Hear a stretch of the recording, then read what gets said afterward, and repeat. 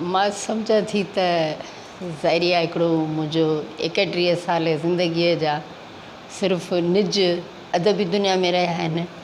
उन जे करे मुंहिंजो पंहिंजी जेका अदबी फैमिली आहे, अदबी कुटुंब आहे, उहो सिंध जो हुजे, सिंध खां ॿाहिरि हुजे, उन्हनि सां मुंहिंजो तक़रीबन तारुफ़ थियलु आहे।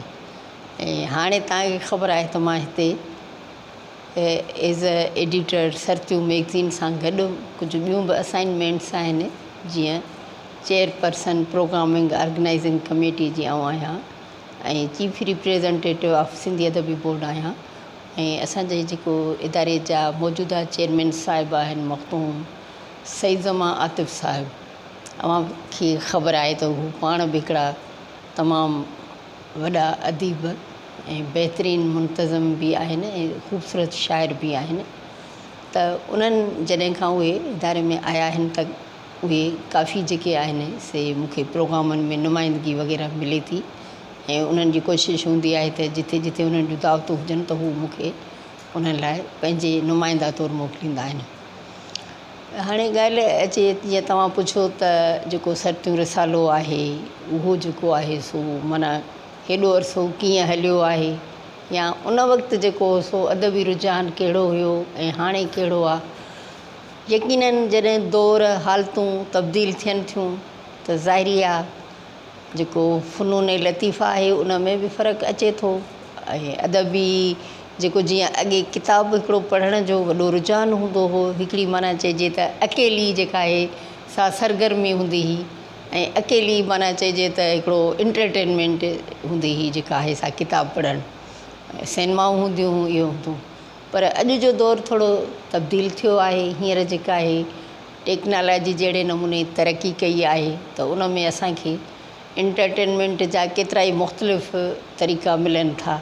उन जे करे उहो जेको अॼु जे पढ़ंदड़ जो आहे उहो रुझान माना उहो उन स्पीड सां कोन्हे।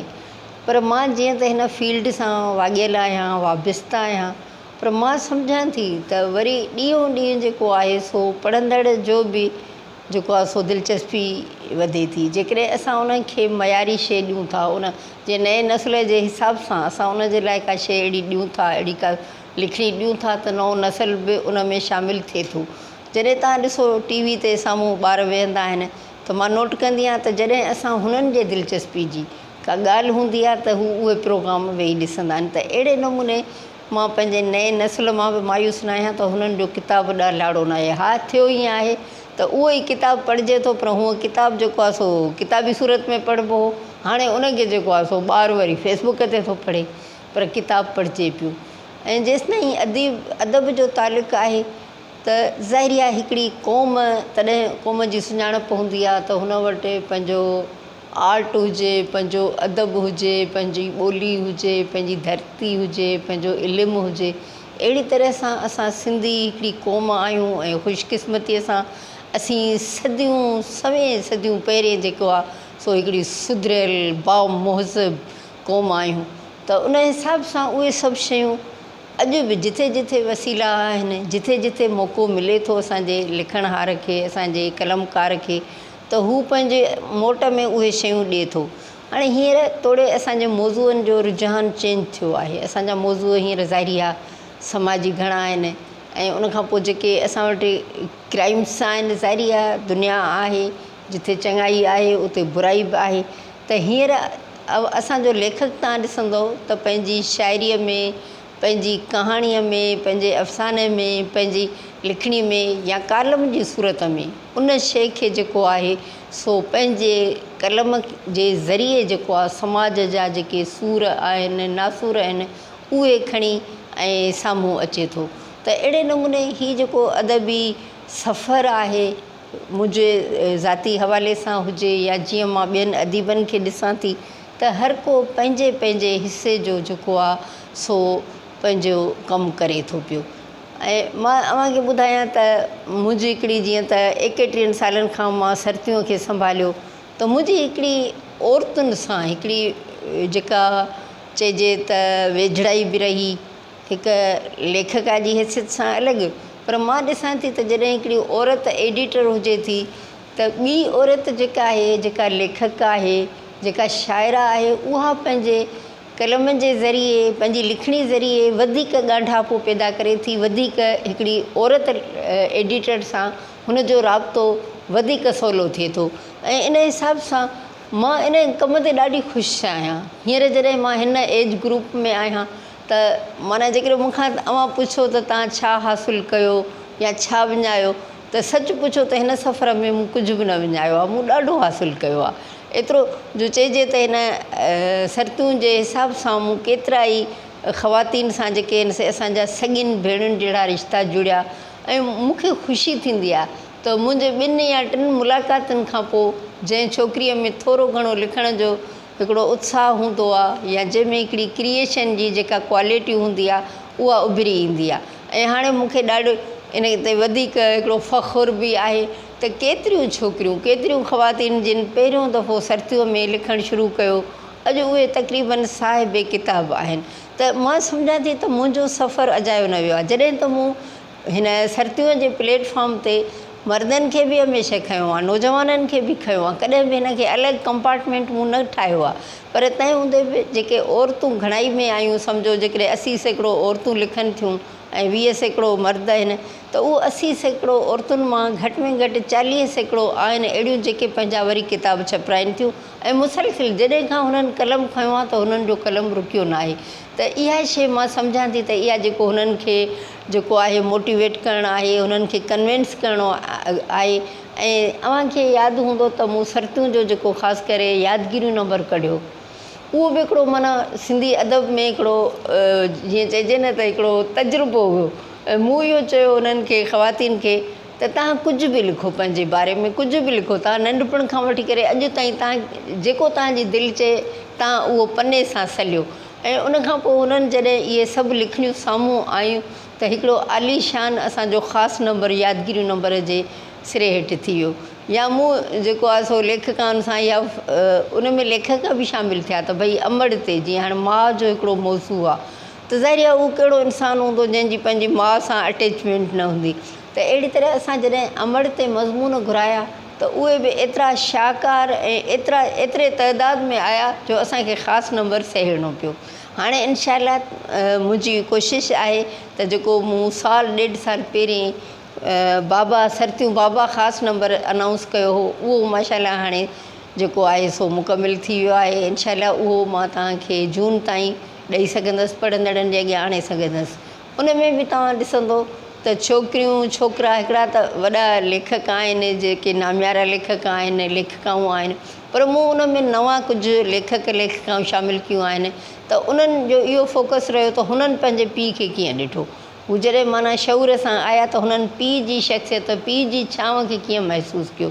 त अहिड़े नमूने मुंहिंजी कोशिशि हूंदी आहे त अदब में नवां मौज़ूअ जेके इंट्रोड्यूस करायो। छो त असां माना मूंखे इन शइ ते बि फ़ख़ुरु आहे त सिंधीअ में इंटरव्यू नंबर पहिरियों दफ़ो सरतियूं कढियो हो, या शाइरी नंबर बि जेको असांखे इन शइ जो बि एज़ाज़ु आहे सिंधी अदबी बोर्ड खे त सरतियूं जो शाइरी नंबर पहिरियों दफ़ो जेको आहे सो 1997 में सिंधी अदबी बोर्ड कढियो। ऐं ॿियो मूं इहा कोशिशि कई त सरतियुनि जे प्लेटफॉर्म तां सिर्फ़ु असां कलमकारनि जूं लिखणियूं न छपियूं, पर असां उन्हनि खे जेको आहे सो जीअं चइजे हिकिड़ो आवाज़ बि ॾिनो। उहो इन सूरत में त असीं प्रोग्राम कंदा हुआसीं ऐं असीं हाणे बि प्रोग्राम कयूं था। उन्हनि में असां घणे तइदाद में ख़वातीन खे घुराईंदा आहियूं ऐं उन में हू ख़वातीन मुख़्तलिफ़ मौज़ूअनि ते जॾहिं ॻाल्हाइनि थियूं त यकीन कयो उहे एतिरो सुठो हूंदो आहे, एतिरो उहो समाज लाइ स्वाभाविक हूंदो आहे जो वरी असां उनखे जेको आहे सो किताबी सूरत या रिसाले जी सूरत में आणींदा आहियूं। त अहिड़े नमूने मूं पंहिंजी जेको सर्विस जो ही पीरियड आहे, जेको ही सफ़रु आहे, इन में मूं कॾहिं बि हुनखे नौकिरी सम्झी न कयो आहे। मूं हिकिड़ी माना पंहिंजी दिलि सां ऐं मुंहिंजी दिलचस्पी बि आहे बहितरीनु किताब पढ़नि, सुठनि माण्हुनि सां मिलणु। या इंसानु त हर सुठो हूंदो आहे, मूंखे त कॾहिं कोन लॻंदो आहे त माना को माना घटि अदीब आहे, को वधीक अदीब आहे, ईअं कोन्हे को। हा, इहो ज़रूरु फ़र्क़ु आहे त के जेके लेखक या लेखिकाऊं आहिनि उहे वसी मुतालो रखनि थियूं ऐं जेको आहे सो वसी जेको आहे हुननि जो तजियो जेको आहे बहितरीनु आहे।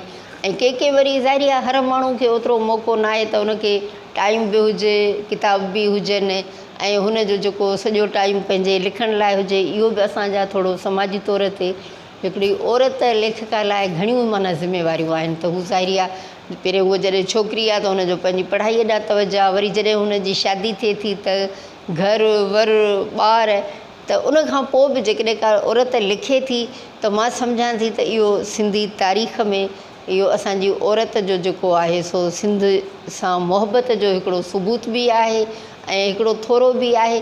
ऐं मां सम्झां थी त जेको औरत लिखे थी न, छाकाणि त औरत जी ॿोली ॾाढी वसी आहे, औरत वटि ॿोली आहे ऐं औरत वटि जेका ममता आहे त हू लफ़्ज़नि सां बि उहो मुहबत कंदी आहे। जीअं हू ॿार सां मुहबत कंदी आहे, ॿार खे रिझाईंदी आहे, ॿार खे परचाईंदी आहे, त हू जॾहिं महिल कहाणी लिखंदी आहे या को मज़मून लिखंदी आहे त मां ॾिसंदी आहियां त हू जेको लफ़्ज़नि खे ईअं जीअं न धागे में मोती पोइजनि, ईअं हिकिड़ियूं मालाऊं ठहनि, ईअं माना हिकिड़ियूं पंहिंजे लिखणियुनि जूं मालाऊं पेश करे थी। त इहो हिकिड़ी सिंधी अदब में हिकिड़ी नई तारीख़ जुड़ी आहे। ऐं इन शइ जो मां चाहींदसि त इहो क्रेडिट जंहिं शख़्सियत जो आहे, मूंखे यादि आहे त उन दौर में 31 साल पहिरें हिन इदारे जा चेयरमैन जेके हुआ मखदूम साईं मोहम्मद ज़मान तालबुल मुल्ला साहिब जन हा, ऐं उन्हनि हिन सतूं रिसाले जो मोहतरमा बेनज़ीर भुट्टो सां गॾिजी हिन रिसाले जो इजरा कयो हो। ऐं इहो उन्हनि जो हिकिड़ो माना विज़न हुयो त भई जेका सिंधी औरत, सिंध जी औरत जॾहिं लिखंदी त तव्हां ॾिसंदव त इहे असांजे औरत जूं लिखणियूं जेके आहिनि इहे हिकिड़ा तारीख़ी दस्तावेज़ आहिनि। ऐं मां तव्हांखे बसि आख़िरी इहा ॻाल्हि ॿुधाईंदसि त मूं हींअर सोचियो त भई ठीकु आहे, हेॾो अरसो मूं रिसाले खे ॾिनो आहे, सरतियूं खे ॾिनो आहे ऐं ॿियनि जेको आहे सो शख़्सियतुनि खे ठाहिण में मूं ॾिनो आहे। हाणे मूं कोशिशि कई आहे, हींअर मुंहिंजा तक़रीबन 21 किताब सहेड़िजी विया आहिनि। उन में हिकिड़ो हीअ आहे, इश्क अहिड़ी उॾार ॾे, हीअ अची वियो आहे। चाहतुनि जा काफ़िला बि मूंखे ख़बर कोन्हे ई तव्हां अॼु ईंदो न त उहो बि मां खणी अचां हा। ऐं मुंहिंजो सहरा में गुलाब शाइरीअ जो उहो बि जेको आहे तक़रीबन छपिजी वियो आहे। ऐं चंड जो अक्स, अहिड़ी तरह सोन बराबरि सुपरी, उन किताब जो ज़िक्र ज़रूरु करणु चाहींदसि, छो त सोन बराबरि सुपरी खे जेको किताबु आहे उन में मूं शख़्सियतुनि जे हवाले सां ख़ाका लिखिया आहिनि ऐं उहो हिकिड़ो रिच हिकिड़ो माना किताबु आहे। तमामु उहे शाहूकार लिखणियूं आहिनि, छाकाणि त मूं 3 ॼण त दौर पंहिंजी उमिरि में ॾिठा आहिनि। हिकिड़ो उहो दौरु जंहिंमें मूं पंहिंजे वालिद साहिबु अहमद ख़ान आसिफ़ साहिब खे ॾिठो, उस्ताद बुख़ारी खे ॾिठो, साईं मोहतरम साईं मखदूम मोहम्मद ज़मान तालबुल मुल्ला साहिब खे ॾिठो।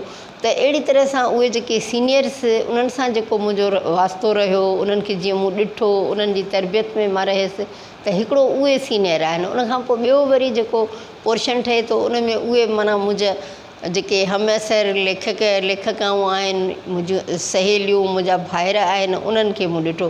टियों वरी जेको पोर्शन आहे उन में मुंहिंजो औलाद अची थो वञे ऐं उहो नओं नसिल जंहिंखे मां ॾिसां थी त जेके मूंसां रिलेटेड रहिया आहिनि ऐं उन्हनि में जेको मां ॾिसां थी त पंहिंजी क़ौम लाइ, पंहिंजी ॿोलीअ लाइ, पंहिंजी धरतीअ लाइ केतिरो दर्दु आहे, उन्हनि ते उहे मूं ख़ाका लिखिया आहिनि 3 पोर्शननि ते।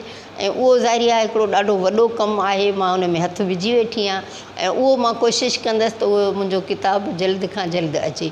सो अहिड़ी तरह सां मुंहिंजो हीउ अदबी सफ़रु हले पियो। तव्हां मुंहिंजा नंढड़ा भाइर बचा आया आहियो, वेलकम तव्हांखे, महिरबानी।